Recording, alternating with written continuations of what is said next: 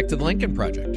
I'm your host, Reed Galen. Today, I'm coming to you all solo once again for another Q&A episode where I'll answer your questions. I want to thank the listeners and members of the Lincoln Project community, as always, for sending us your thoughts. Me, Rick, Stu, Joe, and everyone at the Lincoln Project love hearing from you all. And as always, if you have a question, please do not hesitate to ask. Send us your thoughts at podcast@lincolnproject.us. All right, gang, let's get to your questions. All right, let's start with the 2024 elections. John W-05 on Instagram asks, why is the media treating the 2024 election like it's just a normal D versus R race? All right, John W., here's the reason. Because they don't know how to do it differently. You would think after 8 years, they would. That the idea of how to treat Donald Trump as an individual, as a candidate, as a president, as a media personality, as an authoritarian, they would have figured this out, that they would have evolved to meet the time. But they have not. Because the question you have to ask yourself is, if you know one party has become fundamentally anti-democratic and everything they say is either outrageous or a lie or an outrageous lie, how do you cover that? Well, you should say this is an outrageous lie. There's also this desire to be objective, which I understand, but being objective does not mean treating, quote, both sides the same. It means being objective and saying, here's what the Democratic Party is for, or Joe Biden is for. Here's what Donald Trump and the Republican Party is for, and allowing the readers to make their determination, not putting your finger on the scale to say, well, you know, we have to cover everybody equally, as if what they say is, you know, equivalent or legitimate. And so I think this is a problem that we have had since Trump came down the escalator. It is worse now, perhaps, than ever, because there's a real chance he could come back. And if Donald Trump is back in the White House, how is the media going to cover him? I think also there's a little bit of the finances of media here, right? Which is clicks mean money. Outrageousness means eyeballs. Eyeballs equal ad dollars, right? And a lot of these companies, whether or not it's MSNBC, CNN, even Fox News, are hemorrhaging money, right? This is the tail end of, you know, the live television era. Streaming is taking hold, but nobody's really figured it out. And we're seeing this not just in political news, but everywhere. And so I think that the media has been transforming against its will for several years, but transforming because, you know, the waves are crashing into them, not because they've decided, okay, well, this is what the world looks like. This is how the ocean is flowing. How do I figure out how to ride those waves? And so, again, they don't know how to do it. They've never really understood how to do it. And I think, and I want to talk a little bit more about this in this episode, is they've never been willing or able to understand that Donald Trump is not a politician. He is the leader of an authoritarian movement. He is a demagogue. And how do you cover something that you've never seen before? Well, we've seen him for a while now, and you would think that at some point you'd figure out how to write in such a way that conveyed who and what Trump is. Francine Pollard asks, how do Democrats keep the congressional dysfunction of the past couple months top of mind for voters to ensure that both the House and Senate turn blue in 2024? Well, Francine, I think that the Republicans are going to do that for us. What you're seeing with a Speaker Mike Johnson now, who is, you know, you could say a lot about Kevin McCarthy, and I have, and I will continue to do so. He was crazy because it suited him. Mike Johnson is crazy because he's crazy. And the things that he stands for are antithetical to American democracy. Remember, he was an architect of the objections to Joe Biden, but they're also antithetical to the American people.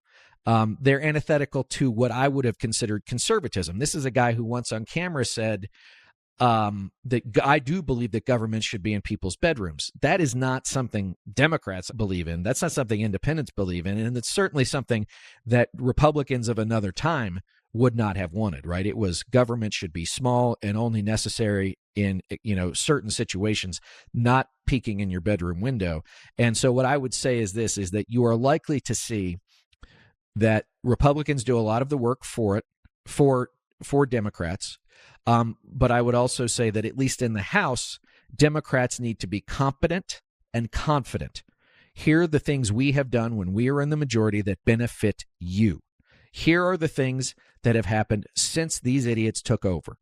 Make your choice. Now, the Senate is a different thing because of the way the map works, right? That, a third of the Senate is up every 2 years. It's a very Republican-heavy map. And also remember that there's a lot of small states that are up this year. They're smaller states by population, I should say. They get the same number of senators as anybody else, and those tend to be certainly more conservative as, independent liberal voters have moved towards the cities and rural conservative voters have stayed put. Places like Montana, have stayed red, will be red. We've seen that, Wyoming, wherever it is. So I would say this is that Republicans will do the majority of the work for Democrats in the House. The Senate is going to be a tough slog all the way through. Okay. Wasim on Instagram asks, what is the best way to convince a family member or friend not to vote for a third party or spoiler candidate in 2024? Put it that way. They are spoilers. A vote for any of these people, Robert F. Kennedy Jr., Jill Stein, Cornel West, whoever No Labels eventually picks, Joe Manchin. These people have no chance of being president of the United States. Zero. They are spoilers, and a vote for them equals a vote for Donald Trump. Also, a vote for them is a wasted vote. Do you want to vote for Jill Stein, Putin's hand-picked candidate, or Cornel West, who was going to be Vladimir Putin's hand-picked candidate, because you're that mad at Joe Biden? Does that make a lot of sense? And so what I would say is this, Wasim, is that in American politics, the wasted vote idea is a big one for a lot of voters, because remember, most voters have only ever had two choices, Republicans and Democrats. That's where most voters go back to. The Green Party, the Libertarians, they'll get their votes every year, but it tends to be the same number. Robert, some people are really, really worried about Robert F. Kennedy Jr. I think that he's one of those guys where the crazy never stays in the cage, and I wouldn't expect that it's going to stay in the cage much longer. He can't help himself. He's an anti-vax weirdo. He trades in thinly veiled anti-Semitism, in anti-Asian, specifically anti-Chinese rhetoric, and he's nuts. And if his name was Bob Smith Jr., no one would care what he thought about anything. And so what I would say is this is, all of these candidates, are they troubling? They could be. Are they all going to make it to the general election next year? Have a hard time believing that. It's not to say they can't get on the ballot. If they have the money and the wherewithal, they could get on enough ballots. They won't get on 270 electoral votes worth of ballots, though. I think that's the other part. So what I would say is this to your family member or your friend. Where do you want the country to go for the next 4 years? Because none of these people are going to get you there. But the one thing these people all get you is another 4 years of Trump. And is that really what you want to hand down to your friends, to your kids, to your grandkids? It's certainly not what I want. C and Grab on Twitter asks, regarding the current state of polls, is there an undercurrent of the, quote, quiet anti-Trump voter? I'm wondering if there are people that need to toe the family line of saying they are voting for Trump, but once they get in the booth, they vote the other way, like a photo negative of 2016. Look, I think there could be. I think some of these right now are probably Nikki Haley fans. Maybe they are Chris Christie fans. I don't think they were Tim Scott fans because I don't think he had any fans. But I would say that there might be a few. They're probably not saying anything one way or the other. They're probably what we would call double haters, which is they don't like Biden. They really don't like Trump. So at the end of the day, they're likely to do one of two things. And we even have an expression for this, see and grab, which is flip it or skip it. And these are the voters we talk to, right? All day, every day, which is if you can, in this time, say, I'm not voting for Joe Biden because I believe in a Democratic agenda, or even because I particularly like him, but because I know that Donald Trump is a much worse outcome, do that, flip it. If you can't, skip it. That's what we saw in Wisconsin to the tune of about 50,000 voters in 2020, which was there were 50,000 votes available to Trump that he didn't get. That's the difference. And if those folks can't pull the lever for Biden, okay. Just vote the rest of your ballot, leave it blank at the top. I know it sounds like a weird strategy, but it worked in 2020. I think for some people it worked in 2022 as well. But I think people are out there. I think that those quiet anti-Trump voters, I think there are more of them now than there were in 2020. But again, that's what we here at the Lincoln Project do all day, every day, is talk to those voters and ask them the question, who are you? Who do you want to be? Who do you want the country to be? What do you want the country to be? All right. The Nolan Vogel on Instagram asks, it seems like Gen Z progressives are not inclined to vote for Biden, citing his handling of Palestine. How does the Biden campaign hold on to these Gen Z votes? This is a great question. If I had to guess, and I say this not as a criticism, but an observation, is that the Biden campaign is probably over-indexing on their concern about these voters at this moment. It's not to say that they're not upset. It's that what we saw last week was that these voters came out in places like Ohio, right, on behalf of abortion rights, that they are very politically active, that they are very pro-democracy. And when the question is called to them, are you going to stay home and let Donald Trump win? Or are you going to vote for some fringe candidate and let Donald Trump win? Or are you going to do what you need to do, which is vote for President Biden with all your reservations, because he is the best future you can count on? Because I'll tell you this, for our Gen Z listeners, which I'm not sure how many there are, if you care about things like reproductive rights, the environment, the economy, America's place in the world, America fulfilling its promise as a place where everyone can and should have every opportunity available to them, then Joe Biden's your guy. And if those aren't things you're worried about, then vote for Donald Trump, because everything I just mentioned goes away. That's not what you're going to get. You're not going to get any of the things you want, and you're going to get everything you hate. And so what I would say is this, is the Biden campaign needs to be on the straight and narrow, needs to remind these voters, A, what the Gaza Strip is really about, what Hamas is really about, what Israel is really about, and then say, that's one issue on which we disagree. But we're not talking about one issue. We're talking about the fate of the country and, frankly, the free world. All right, let's move on to Israel. Kyle Victors asks, it seems like the Israel-Hamas conflict is fracturing the Democratic Party in a big way. How does Joe Biden both continue to lead on a global stage and keep the only remaining pro-democracy party intact? All right, well, Kyle, this is a great question, and this is where the president needs your help. He needs our help. He needs the help of his supporters, of his White House, of his Democratic allies, and of his campaign. They need to be on the move day in and day out, reminding the country and Democratic voters what Joe Biden stands for and what the alternative is. Okay? This is a binary election. Yes, there might be other candidates, as we talked about a minute ago. This is a binary election. Joe Biden is good. Donald Trump is bad.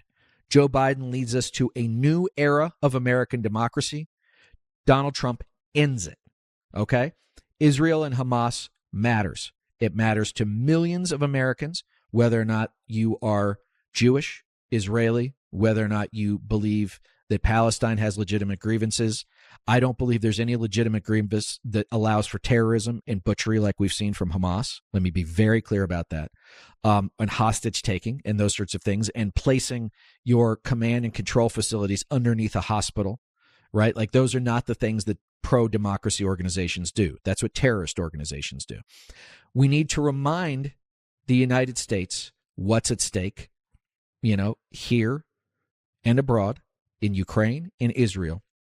And ultimately, the Democrats have to help Joe Biden make that case. He is single-handedly holding the world together. That's why presidents have White Houses. That's why they have campaigns. They need to step it up. I know, traditionally speaking, that Democratic political organizations don't like to spend money early. Sorry, not in a traditional time. Get out there. Get to work. Joe Biden is the answer to American democracy a year from now, and they need to start acting like it. Okay. Trump and his trials. Raymond Young asks, I'm seeing that Donald Trump wants his January 6th trial to be a television event, and it seems like Jack Smith is against this. I don't often agree with Trump, but I too think that Jan 6th trial should receive heavy coverage. It seems like the same logic to air the January 6th House Select Committee hearings applies here. What sells LP? I would say this. I haven't spent enough time, Raymond, thinking about it, but I would say this. I go back to nearly 100 years ago. When a guy named Adolf Hitler was on trial in Bavaria for what was called the Beer Hall Putsch that took place 100 years ago, when he tried to overthrow the government of Bavaria 10 years before he took power. And he used that trial as a place to get his message out, to grandstand, to spread National Socialist Nazi rhetoric and ideology. This is what Donald Trump wants to. He wants it to be televised so that so that the people who are testifying are on camera, and that they know they're on camera, and that Trump's allies know they're on camera, and people who would do bad things know they're on camera, right? Secondly, he wants to be sitting there like the brooding hero at the defense table. And lastly, he wants to be in the witness box doing the same thing Hitler did, which was railing against the vermin and the deep state and Jack Smith. Normally, I would agree with you, Raymond, but in this case, I think let's let a little bit of tradition hold, which is there will be plenty of heavy coverage. Don't get me wrong. There will be closed caption televisions for overflow rooms for reporters. There will be not 1 second of these trials that isn't captured one way or the other. But I would say in this case, Donald Trump is a master of the television and video medium.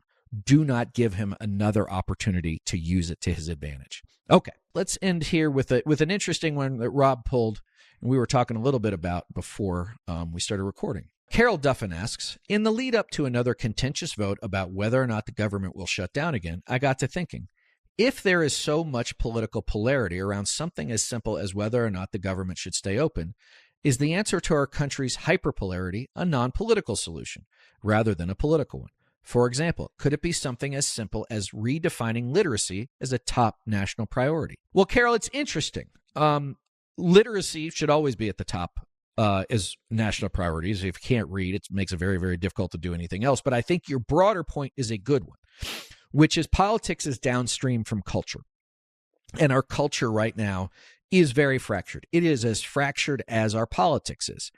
And, both Tim Snyder and Ann Applebaum, two great thinkers and writers, write about this in their books, which is when a country can't have a common discussion, when the people can't agree on issues that are important to everyone, that is a very bad sign for American democracy. And that's where we are right now, which is we have two distinct information bubbles. One that has captured most, if not all, of the Republican Party, MAGA, whatever you want to call it, with Fox News, OANN, Right Side Broadcasting. The list goes on and on and on. And then the rest of us, which, let's be clear, there are more of us. But we can't have a common discussion about healthcare, about the environment, about COVID. There's nothing that we can talk about where politics has not completely invaded and intruded on the ability to have maybe not a rational conversation, but at least a reasoned conversation. Nothing. We can't even decide how to keep the government open, as you just described in your question. And so what I would say is this is, yes, I think that community is a huge thing. Getting to know the people around you, as you know, between the advent of smartphones and social media where you can live inside your house and, still occupy another world, whether or not that was COVID that got us using things like Zoom that Rob and I are recording on right now, we all need to get outside and stretch our legs and see our neighbors a little bit more. We need to go to whatever version of the town square there is in your community and see people that aren't like you, that you don't know, that maybe your kids go to school with, but you don't know their parents. This sounds silly, but it really means that if we're not willing to meet on even terms in our hometowns, how are we going to meet on even terms at the ballot box? And I think it's one of those things that gets overlooked a lot. But again, for me, I think a lot of this stuff is getting to know your neighbors, getting to know the people in your town, participating in your communities. You shouldn't take for granted all the things that happen around you just because you happen to live in a house with a certain zip code. You should go out and see what's available to you. It could be running for city council. It could be volunteering at a food bank. It could be, helping out on election day as a poll worker, whatever it is. As I said to some of our folks at the union, be your own bullhorn. Decide on the thing that you want to do. I'm not asking you to do everything. Just find that one thing you want to do that's going to make your slice of the world better and go out and do it. One is you're going to find out it's A, not as hard as you think it is. B, it's not going to take as much time. And C, I can promise you from personal experience, you're going to get a heck of a lot more reward out of it than you could have ever imagined. Listen, guys, before we go, I want to touch on something that we're seeing really bubble to the top of American political discourse right now.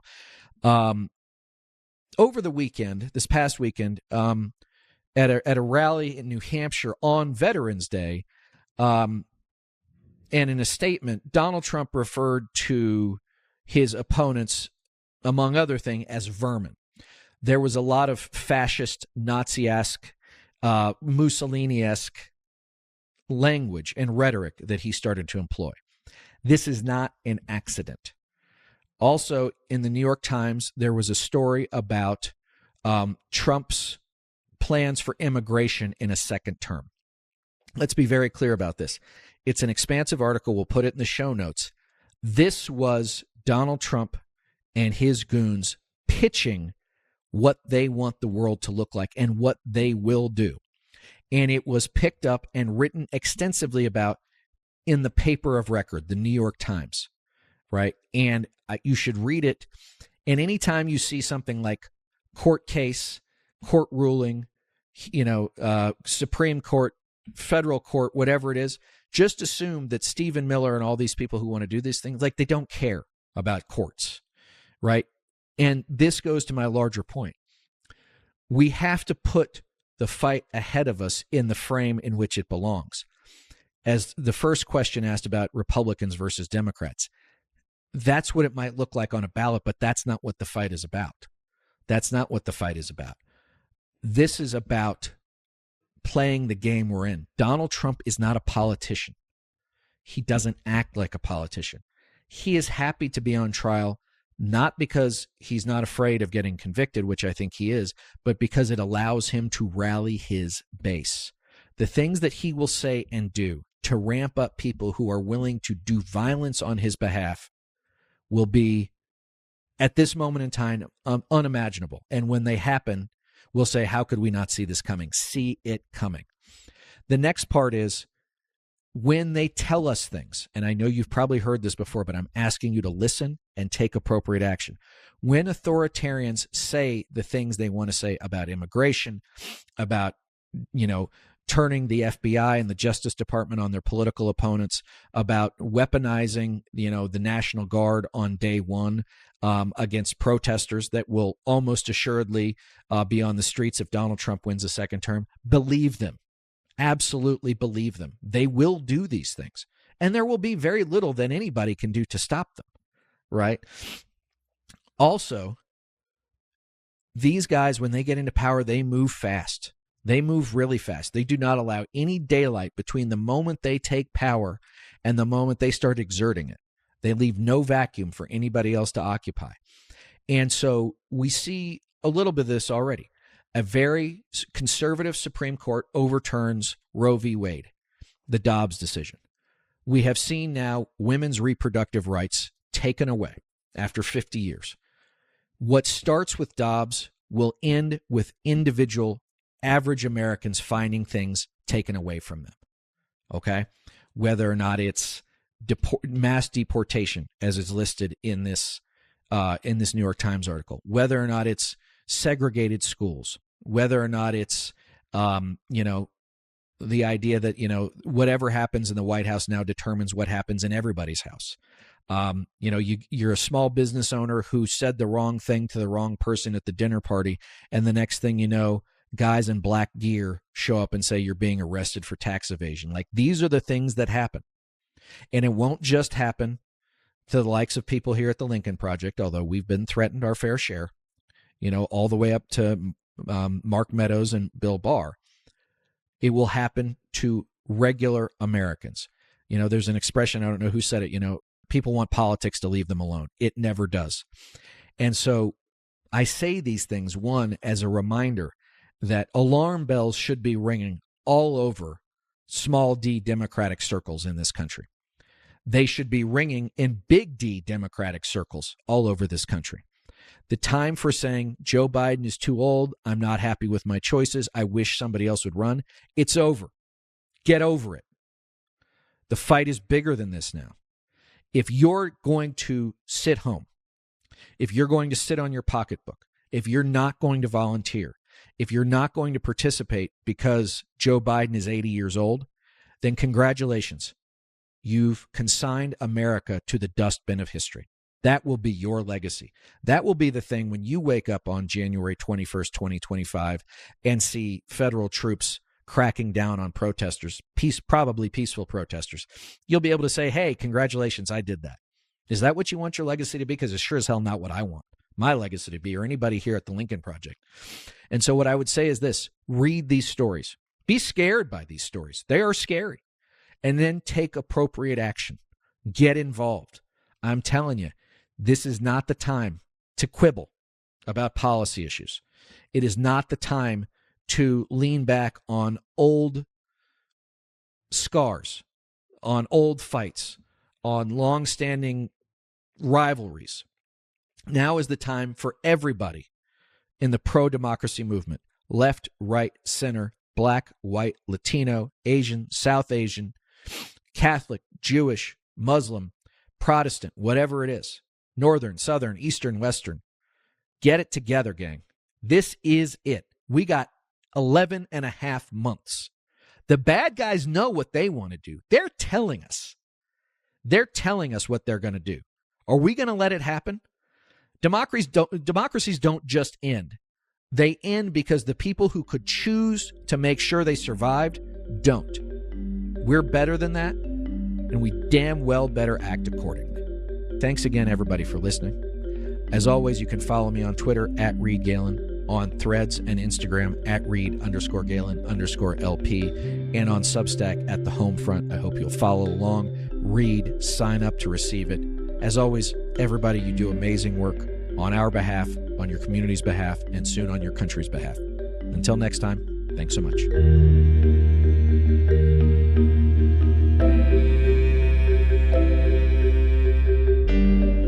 Thanks again to everyone for listening.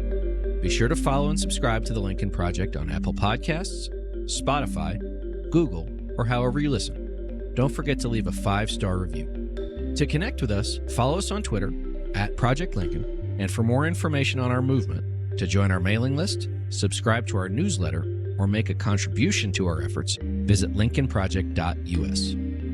If you want to message the podcast directly, please send an email to podcast@lincolnproject.us. And if you want to personally join the fight to save our nation's democracy, visit jointheunion.us.